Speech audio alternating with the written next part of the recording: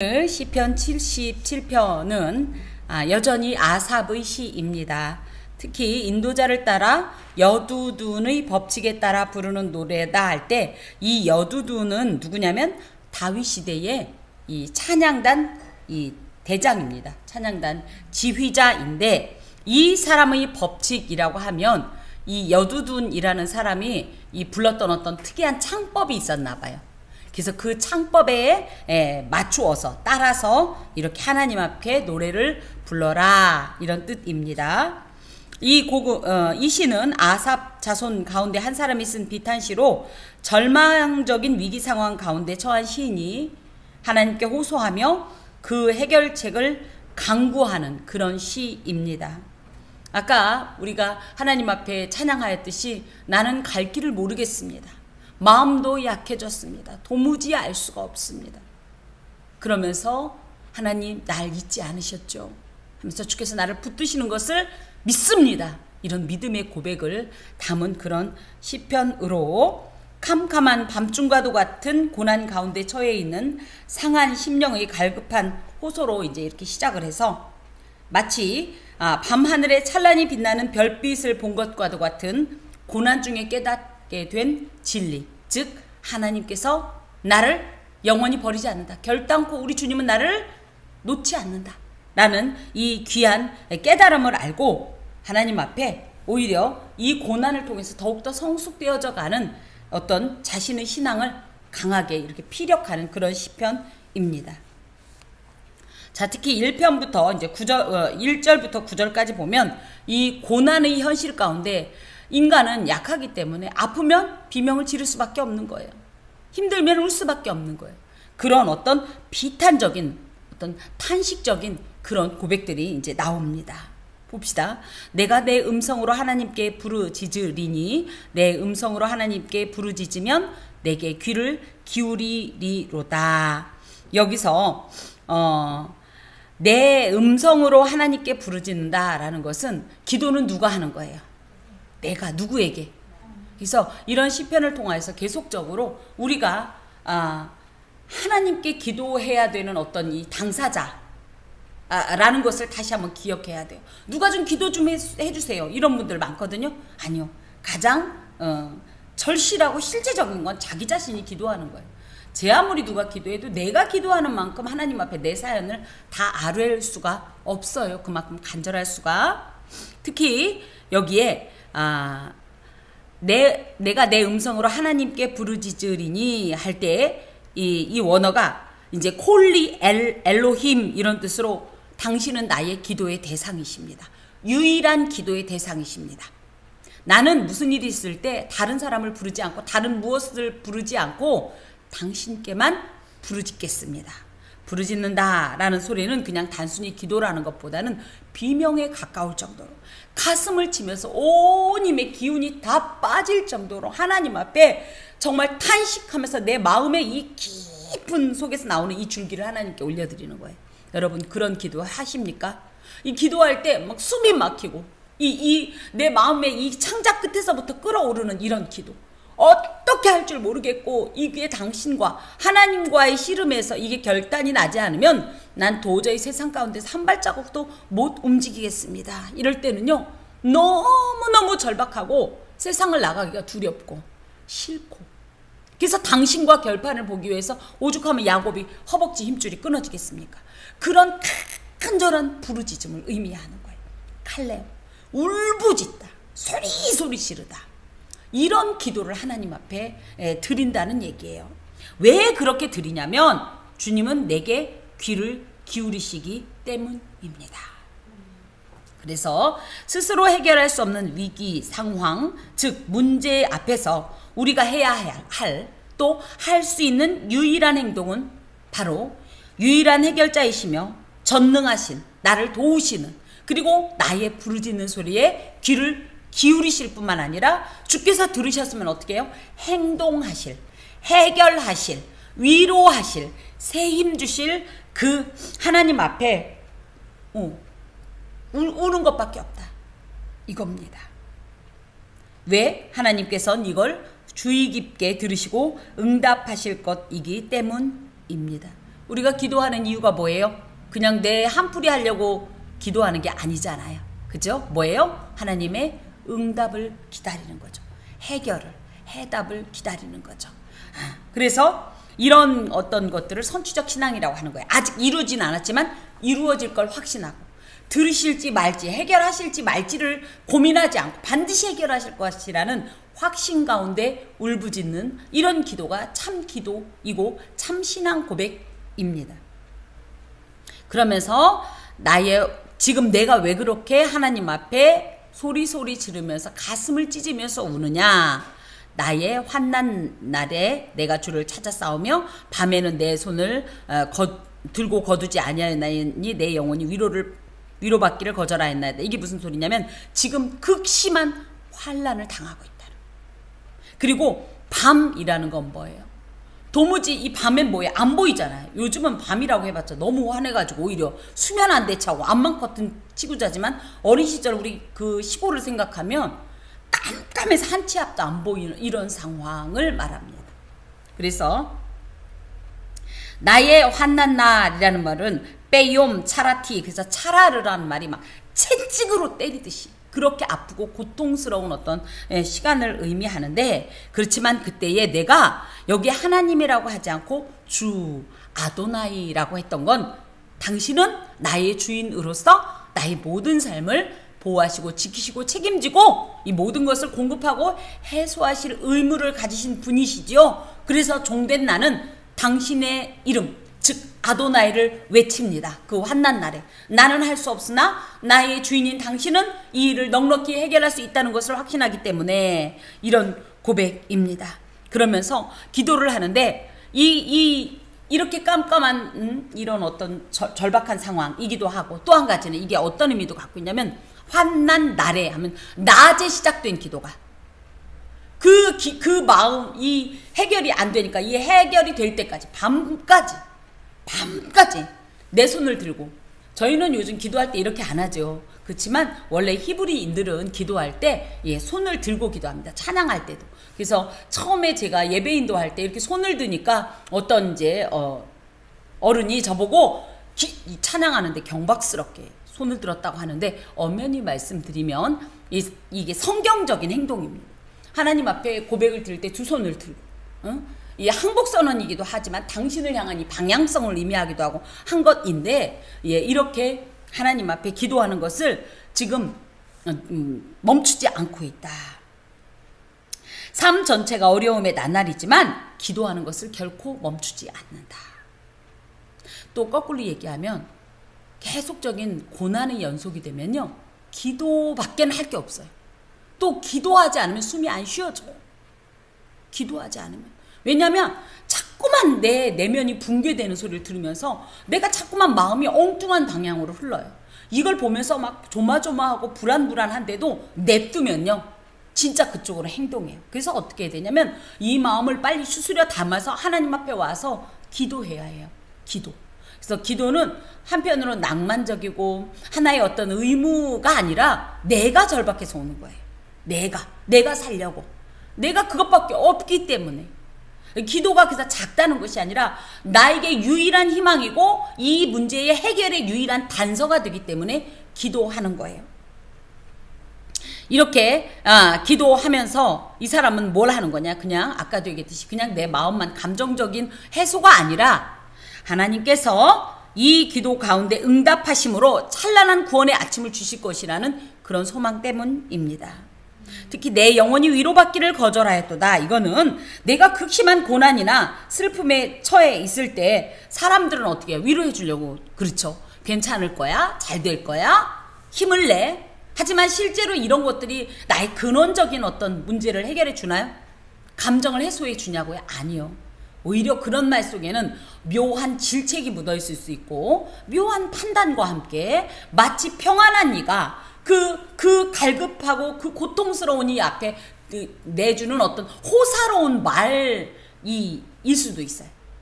그래서 오히려 나는 하나님의 위로가 아닌 사람들이 그 어떤 위로도 나에겐 위로가 되지도 않았고 난 그걸 구하지도 않는다.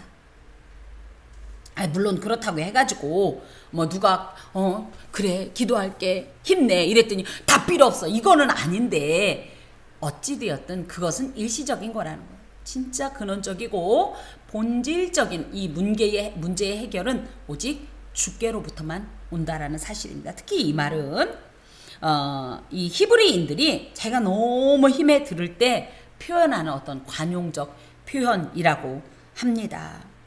사람들로부터 받은 인간적인 위로나 도움을 통한 일시적인 미봉책은 지금 나의 이 문제를 해결해 줄 수 없습니다. 오직 하나님을 통한 영원하고 완전한 문제 해결과 또 이 영원한 어떤 하나님의 위로가 난 필요합니다. 이런 고백이에요. 내가 하나님을 기억하고 불안하여 근심하니 내 심령이 상하도다. 요게 조금 말이 조금 하나님을 기억했더니 불안하고 근심이 됐어요. 이게 무슨 얘기냐면 이런 뜻입니다. 하나님께서 내가 옛날을 생각했다는 거예요. 예전 내게 베풀어 주신 예전을 생각하니까 우리 하나님은 이런 분이 아닌데 나를 이렇게 두시는 분이 아닌데 왜 이러시지? 그러면서 왜 그렇지 않던 분이 왜 지금 나한테 이러시는 걸까? 이 환난의 상황 가운데 왜 나를 그냥 두고 계신 거지? 지켜보시는 걸까? 아니면 아예 외면하시는 걸까? 나를 잊으셨나? 이런 수많은 생각들 중에 내가 그 생각으로 휩쓸려가면 끝이에요. 여러분, 하나님을 오해하지 마세요. 우리 하나님은 어떤 상황에 오해가 많이 되냐? 내가 힘에 겨운데 마치 하나님이 숨어 계시는 것 같을 때, 도무지 응답이 없을 때, 아무런 반응도 보이지 않는 것 같을 때가 굉장히 위험한 때예요. 그런데 그때 우리가 해야 할 것이 뭐냐? 하나님을 자꾸 기억해야 돼요. 어떻게? 우리 하나님은 이런 분이 아니셔. 지금 내가 느끼고 있는 이 하나님은 일시적인 것뿐이야. 그리고 이것조차도 무언가 하나님은 계획이 있으셔. 하나님을 철저히 믿으세요. 그분의 어떻게 보면 무반응도 믿으세요. 그분의 거절도 믿으세요. 그분의 외면 같은 것도 믿으세요. 이럴 필요가 있는 거야. 당신은 내게 이렇게 해야 할 필요가 있어서 하시는 거야. 그걸 하시는 하나님이 에이 고소하다 그놈의 새끼 한번 그냥 손 좀 봐주고 싶었는데 아오 이게 아니에요. 여러분 하나님의 속성은 누구냐면 사랑 덩어리예요. 돕고 싶어서 죽겠어요. 제발 내 새끼를 안 힘들게 하고 싶어서 당신 가슴이 미어져요. 그런데 당신이 그래버리면 사람이 안 되는 거예요. 우리가 오죽하면 제가 기도하면서 하나님 왜 제 아빠를 그 어린 시절에 그 동네에서 유일한 모태신앙인 나에게서 내 아빠를 빼앗아갔습니까? 얼마나 그거를 오랫동안 물었는지 몰라요. 그러던 어느 날 하나님께서 이렇게 말씀하셨어요.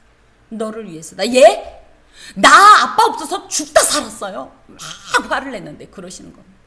너의 오늘을 위해서다. 물론 하나님이 저를 그냥 단순히 사람 만들겠다고 그렇게 한 건 아니지만 그 해석도 맞다는 거예요. 제가 그래서 문득 뒤를 돌아보면 여기 저의 과거를 알고 있는 집사님도 계시지만 어린 시절의 저와 지금은 달라요. 왜?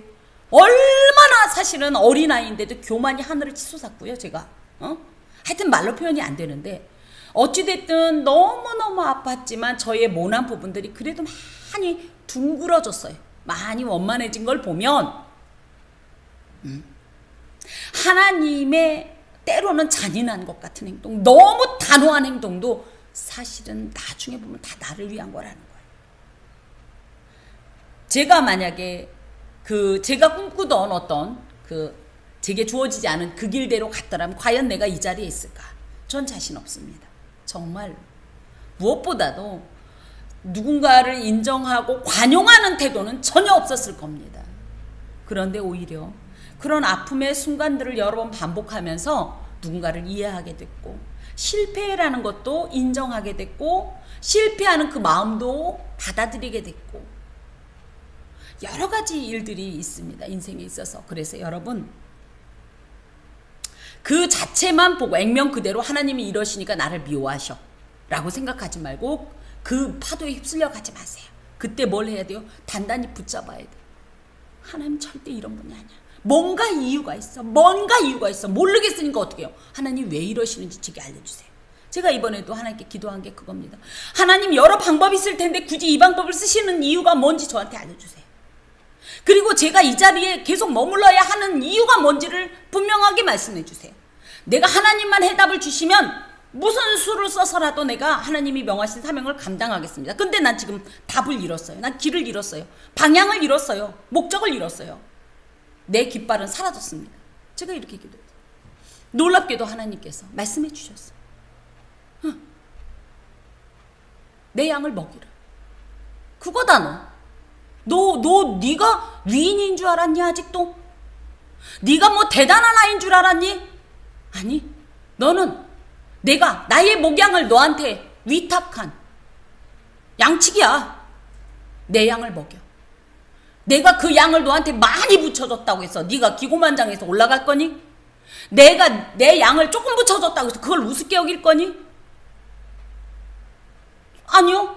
그럼 됐어. 그거 확실하게 알겠지? 제가 그래서 그 말씀을 듣고 내려오는 거예요. 여러분, 무슨 문제가 있을 때 하나님을 오해하지 마시고 나에게 은혜 베푸셨던 하나님, 나에게 역사하셨던 하나님, 무엇보다도 성경에 말씀하셨던 이 하나님을 굳게 잡으세요. 돌기둥을 붙잡듯이. 팔이 끊어져 나가는 찌언져. 그리고 그 하나님께 계속 물으세요. 그리고 대답을 받으세요. 지금 그렇게 하고 있다는 거예요. 그런데 왜 불안하여 근심하냐? 나는 분명히 그런 하나님이라고 알고 있는데 왜 우리 하나님 아직도 나한테 응답을 안 하시는 건가? 정말로 이게 이제 계속적인 반복이죠. 뭐예요? 하나님은 절대 그럴 리 없어. 그랬다가 그러시나? 그럴 리 없어. 그러시나? 이런 표현입니다. 그래서 과거에는 하나님께서 자신의 간구에 대해서 그렇게 응답하시더니 지금은 전혀 응답하시지 않는 거예요. 그러다 보니까 어떻게 해요? 하나님 날 버리셨나? 나 진짜 버림받은 거야? 하나님 나한테 저주를 내린 거야? 이걸 언제까지 가야 되는 거야? 나 그러면은 어떻게 되는 거지? 막 이런 생각 때문에 마음이 불안하다. 그렇지만 거꾸로 얘기하면 뭐예요? 그래서 어떻게 내가 길을 쓰고 과거에 나에게 역사하셨던 또 분명히 말씀하셨던 이 하나님을 기억하려고 몸부림치는 이런 행동이 이곳에 있습니다. 사실 하나님께서 우리를 외면하신다라고 생각하면 당연히 불안하고 근심에 사로잡힐 수밖에 없습니다. 완전 절망입니다. 이런 고백을 다윗이 이 사무엘하 11장에 이 바세바 사건으로 하나님께 범죄한 이후에 하나님께 당하는 어떤 징계나 그러니까 하나님의 어떤 반응이 무서워도 괜찮아요. 문제는 뭐예요? 무반응이 더 무서운 거예요. 그래서 하나님께서 자신을 멀리하고 특히 자신에게로부터 주의 신, 주의 성령을 거두실까봐 그렇게 두려워한 표현이 시편 51편에 있습니다. 나를 주님 앞에서 멀리하지 마시고 주의 성령을 거두지 마옵소서. 제발 내가 잘못했으니까 당연히 그 범죄에 대한 징계는 달게 받겠습니다마는 주님 저를 제발 떠나지 마소서. 저를 버리지 마소서. 전 주님밖에 없습니다. 사실 하나님의 백성들에게 있어서 가장 두려워할 것은 무엇이냐면 물이나 양식이 없는 재난이나 풀무불과 같은 혹독한 고난의 자리에 던져지는 것이 아닙니다. 하나님의 대답 없음. 마치 하나님께서 자신의 소리를 안 듣는 것 같고 또 어떤 때 뭐야? 하나님 분명히 뭐라고 하시는 것 같은데 내가 그 말씀을 못 알아듣겠고 이런 하나님의 침묵하시는 이런 상황이 가장 하나님의 백성들에게 있어서 고통스러운 시간인 겁니다.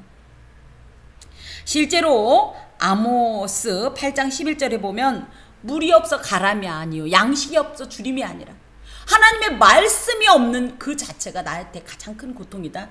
이렇게 표현을 했습니다. 그래서 오히려 이렇게 말씀이 쏟아지는 시간을 즐기고 누리고 행복해 하시기 바랍니다. 저는 참 두려운 것이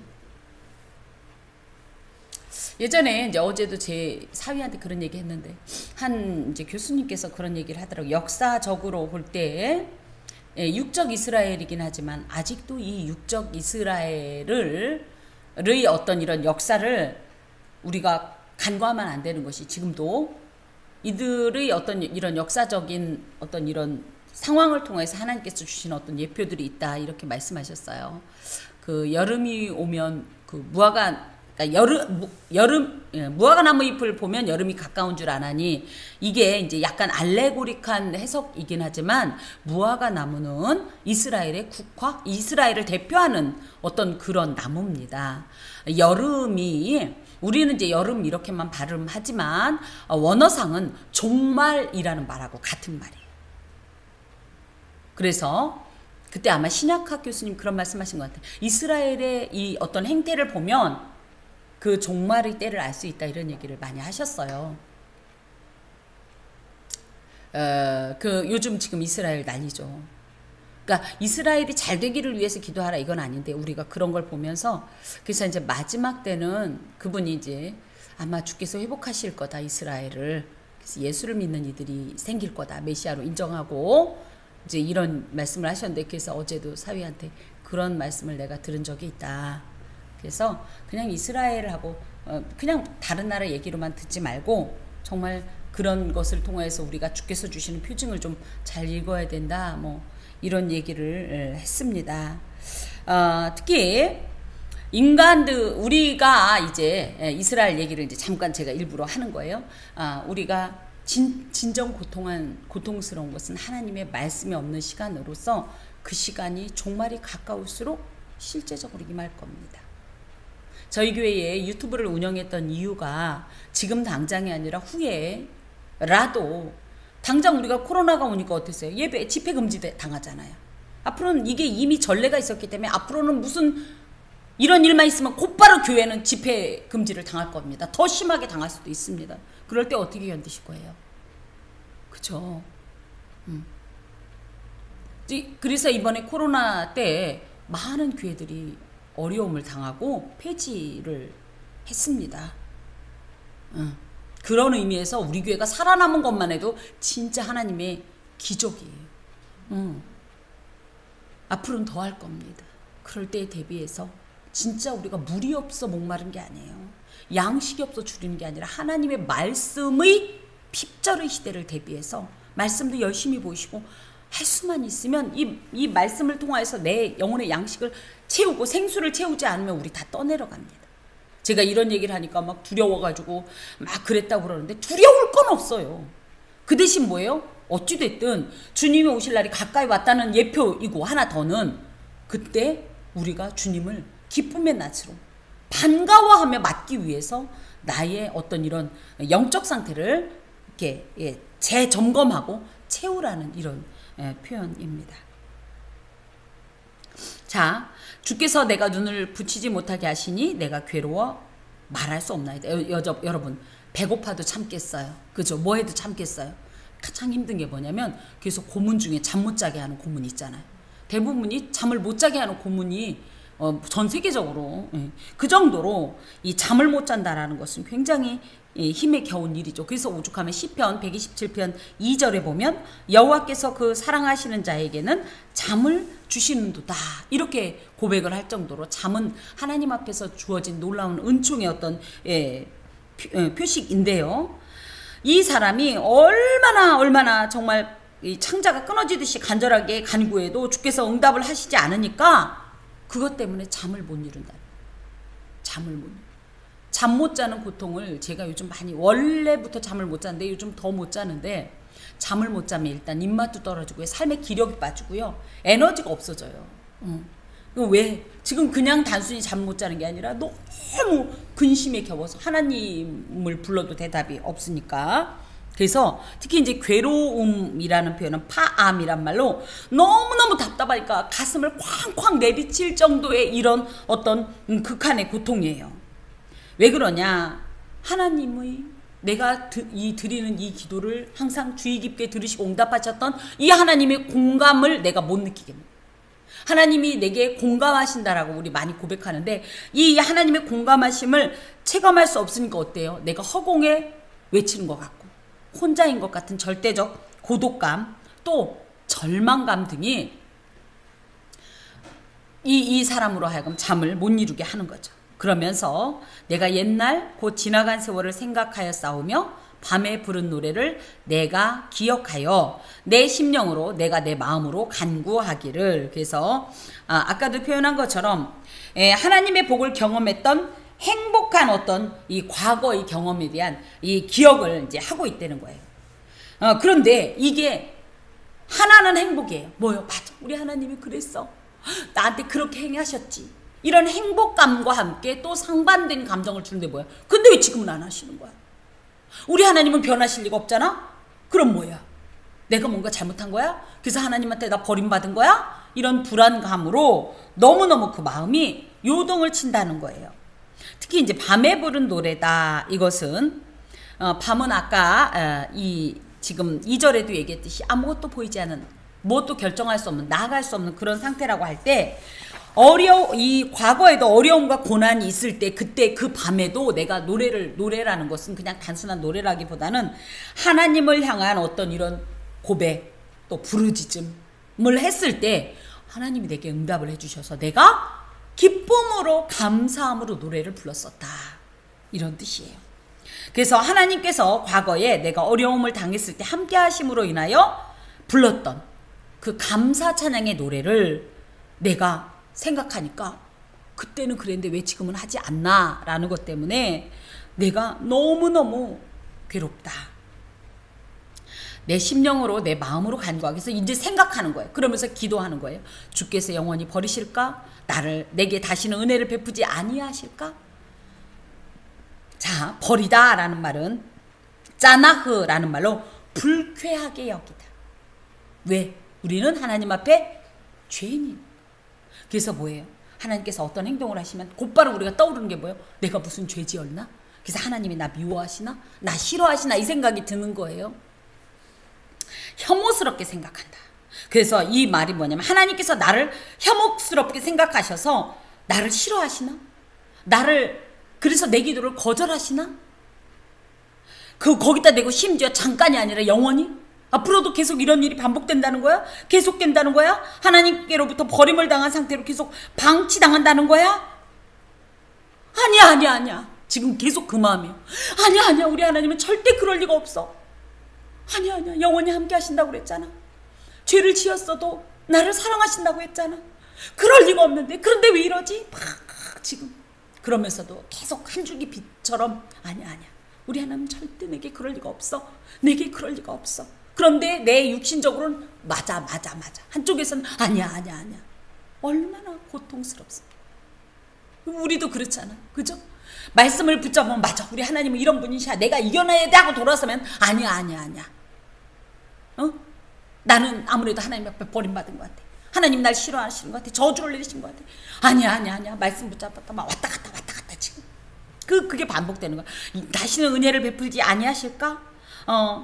이 다시는 은혜라는 것은 라차라는 말로 기쁘게 여기다, 용서하다, 받아들이다 이런 뜻이에요. 그러니까 하나님의 이제 가장 큰 은혜는 죄인의 죄를 용서하고 그를 기쁘게 받아주시는 거예요. 용서해 주시는 거예요. 기쁘게 여기는 거예요. 그런데 그 은혜를 나한테 안 베풀어 주시면 난 어떻게 되는 거예요? 죄 용서함을 받을 수가 없고 그러면 하나님께로부터 외면당하는 거잖아요. 그러면서 또 이것도 마찬가지예요. 그러실 리가 없다. 우리 하나님은 비록 죄인이라도 죄인의 한 사람이라도 당신께 돌아오는 것을 기뻐하신다고 그랬어. 죄인 한 사람이 들어오면 하늘에서 큰 잔치가 열린다고 그랬어. 막 그럴 땐 또 힘이 나요. 맞아. 근데 아니야. 아무리 그래도 아직도 대답 없는 게 아무래도 난 팽당한 것 같아. 그의 인자하심은 영원히 끝났는가? 인자하심이라는 것은 헤세드라는 말로 그의 인자하심은 영원히 끝났는가? 이거는 하나님이 나한테 참다 못해서 지치셨나? 드디어 당신도 한계가 오신 건가?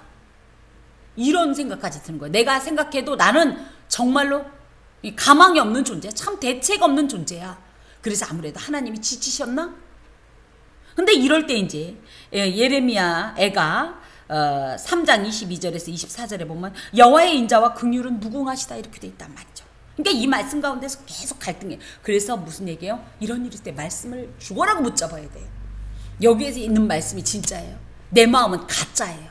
왜? 마귀가 자꾸 나를 하나님께로부터 떨어내려고 자꾸 그럴듯한 말로 평소에 있지도 않던 양심을 들썩이고 막 도덕심을 들썩이고 좋지도 않던 머리로 논리가 척척척척 쫙 나오잖아요. 맞아, 내가 그런 일을 했으니까 하나님 이랬을 거고 막 이럴 때 이게 진짜 같지만 이게 가짜예요. 이게 진짜예요. 그래서 막 죽어라고 말씀을 하고 막 찬송을 억지로 부르고 막 기도를 하면서 견뎌내야 되는 거예요. 그의 약속하심도 영구히 폐하였는가. 약속이란 말은 오메르라는 말로요, 신실하다라는 뜻을 같이 갖고 있어요. 약속했는데 이런 사람이 있죠. 그래, 그날 만나자, 약속. 그래서 그날 어디서 만날까 그랬더니 어머, 어떡하니? 나 어젯밤에 갑자기 누가 어디서 만나재. 우리 다음에 보자. 이런 사람 믿을만해요? 이거는 이 신실한 사람이 아닌 거예요. 하나님은 한번 약속하셨으면 그 신실하심이 영원하다라는 게, 그 약속은 절대 변하지 않는다는 거예요. 그래서 여기서 주신 이 수많은 약속들이 절대 변하지 않고 오죽하면 한 획도 움직이지 않고 그대로 성취된다라고 표현하지 않습니까? 그래서 하나님은 거짓말 하실 수 없는 분으로 그 약속은 영구한 효력을 지닙니다. 그래서 마태복음 24장 35절에 보면 천지는 없어질지라도 하나님의 약속은, 하나님의 말씀은 영구히 폐하여지지 아니한다, 이렇게 돼 있단 말이에요. 하나님의 어떤 약속이 대표적으로 있습니까? 임마누엘. 내가 세상 끝날까지 너와 함께 하겠다. 결코 너 혼자 고아와 같이 버려두지 않겠다. 계속 그 말씀 있잖아요. 이 임마누엘의 약속. 내가 너를 사랑한다. 이것이 임마누엘이란 말에 딱, 그래서 예수의 이름이 임마누엘 아닙니까? 이 임마누엘의 약속, 대표적으로 예를 들어, 이건 절대 폐기되지 않습니다. 그렇기 때문에 우리가 비록 부족하지만 우리의 전 삶을 하나님께 의탁할 수 있습니다. 그런데도 자꾸만 이런 고난이 오래되고, 또 될 듯하다가 또 엉키고, 될 듯하다 또 엉키고, 산 하나 간신히 넘어서 좀 나을까 했더니 좀 잠깐 좀 숨 쉴 이 틈도 안 주고 다시 더 높은 산을 또 올라가야 돼. 계속 이럴 땐 어느 날 우리도 지치게 되는 거예요. 우리의 영이 지치게 되면 이제 이런 생각이 계속 드는데, 근데 이 말 속에 뭐예요? 그럴까라고 묻는 것은, 그렇다가 아니라 그럴까라는 것은 뭐예요? 나는 이걸 확신하는데 혹시 그런가, 이거예요. 그래서 이 사람이 믿음이 흔들린다기보다는 그럴까, 아니야. 우리 하나님 절대 그런 분이 아니야. 이걸 계속 반복하고 있는 겁니다. 하나님이 그가 베푸신 은혜를 잊으셨는가?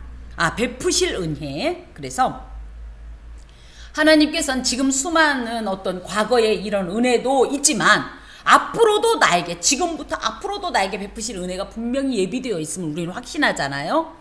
그런데 이 은혜를 하나님이 철회하셨나? 취소하셨나? 이 얘기입니다. 가능합니까? 어미가 자기 태에서 낳은 아들을 혹 잊을지라도. 가끔 그런 인간들은 있습디다. 그죠? 2살 때 엄마 얼굴도 모를 때 떼놓고 갔다가 아들이 죽어서 보상금 나오니까 그거 엄마가 와갖고 타갖고 가는 이런 미친 사람들이 있더라고요. 하지만 대부분은 그렇지 않아요. 대부분은 하물며 인간의 어떤 이런 이 모성, 자녀를 향한 이 부성이 이럴진데, 하물며 이 모든 사랑의 절대적 사랑의 어떤 이 주체이신 하나님이 그럴 리가 없다는 거예요. 하나님은 절대 당신의 백성을 잊지 않으신다는 거예요. 노하심으로 그가 베푸실 긍휼을 그치셨는가? 노하심이라는 표현은 하나님께서 진노하셨다는 거예요. 근데 죄를 지었으니까 그것 때문에 안 되겠다. 얘는 더 이상 안 되겠다라고 긍휼 베푸실 것을. 그래서 긍휼은 라함이라고 합니다. 라함은 뭐예요? 어머니의 자궁이란 뜻이에요. 무슨 얘기예요? 엄마가 자궁에 있는 내 태아를 소중히 여겨서, 그렇죠? 나는 하고 싶지 않지만 이 자녀를 위해 생활할 정도로 아낄 뿐만 아니라 이 자녀를 출산한 이후에도 뭐예요? 내 몸의 진액을 그 자녀에게 공급함으로 한 사람의 이 독립된 존재로 키워내지 않습니까? 이게 이제 긍휼이라는 이 라함이라는 말이 가진 어원으로서 하나님께서 죄인인 인간을 향한 그런 연민과 끝없는 자비가 넘쳐 흐르시는데, 그 하나님이 혹시 너무너무 나한테 화가 나셔서 그 베푸실 긍휼을 앞으로는 베푸시지 않으리라고 마음먹으셨는가? 근데 여기에 놀라운 이 비밀이 있어요. 여기서는 구절, 그러니까 우리 말로 나오지 않는데 노하심이란 말은요 단수형이고요. 긍휼이란 말은 복수형이에요. 그러니까 하나님께서 물론 내 죄는 이만해요. 그런데도 한 번 노하시면서 이 죄를, 그러니까 내 죄만큼 노하지는 않는다는 뜻을 갖고 있고요. 내가 이렇게 죄를 지었는데도 불구하고 하나님의 이 긍휼, 은혜 베푸심은 어마어마하다는 뜻이 이 안에 단수형과 복수형으로 이렇게 표현합니다. 하나님은 진노 중에서도 긍휼을 잃지 않는 분이라고 하박국 3장 2절에 기록되어 있습니다. 만약에 하나님께서 이것이 여기에 그치셨다라는 표현은 막으셨다, 카파츠라는 말로 손을 숨겨서 이 손이 행하지 않도록 하나님의 의로운 일, 이 긍휼을, 은혜를 못 베풀게 막 이렇게 잡아당겼다 이런 뜻이거든요. 그러셨는가? 그럴 리가 없다. 하나님 오히려 언제라도 우리를 향해 손을 내미시는 분이고 그분의 손은 절대 짧지 않습니다. 만약에 하나님께서 긍휼함을 막으시면 죄인인 인간은 단 한 사람이 예외도 없이 다 죽어버릴 겁니다.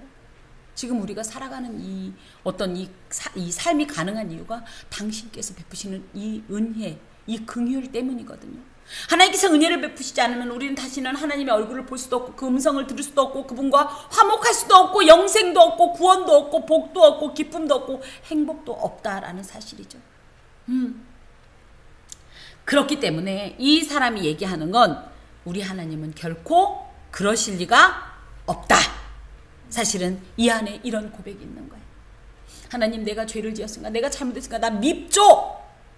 하지만 물론 우리의 잘못은 잘못입니다만 하나님은 그것을 단수형 노하심으로 오히려 복수형 긍휼과 은혜로 베푸시는 이런 분이라는 거예요. 그런 분인 것을 이 사람이 나는 그런 하나님이라고 믿습니다. 하나님, 지금 내가 눈으로 볼 땐 이렇게 보이지만 하나님이 결코 그런 분이 아니라는 걸 믿습니다. 맞죠? 하나님, 하나님은 그런 분이죠. 너무너무 고통스러운 이런 지금 상황 가운데서 이런 질문을 드릴 때 하나님이 알기는 제대로 안 해. 맞다, 네가 제대로 알아냈다.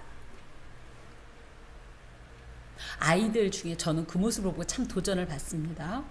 아이들 중에 이런 아이들 보셨어요? 엄마가 야 이놈아 너는 집에 또 오지 마 막 이러고 하면서 엄마가 막 앞을 막 가면 어떤 아이는 뒤에서 막 이러죠. 근데 어떤 아이는 어떻게 해요? 혼내면 혼내서록 막 그러면서 엄마한테 더 쫓아가는 애들 있죠. 물론 저희 아이들은 쎄해갖고 절 닮아서 그러려면 그러든지 이런 표정이었는데 저는 그 애들이 너무너무 귀한 거예요. 저거다.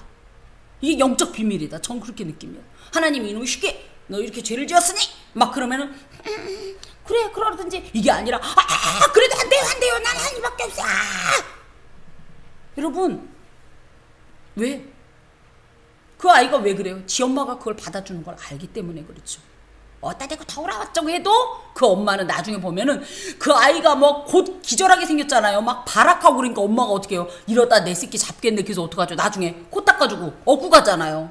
그죠? 근데 쎄한 애는 집에 끝까지 그러고 가더라고. 아니 제가 봤어요.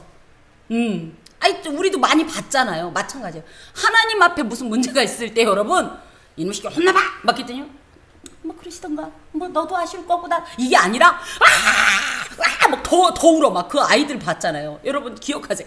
더 울고 막 더 엄마를 막 잡아 당기면서 막 발을 동동 구르면서 그러면 엄마가 창피하죠.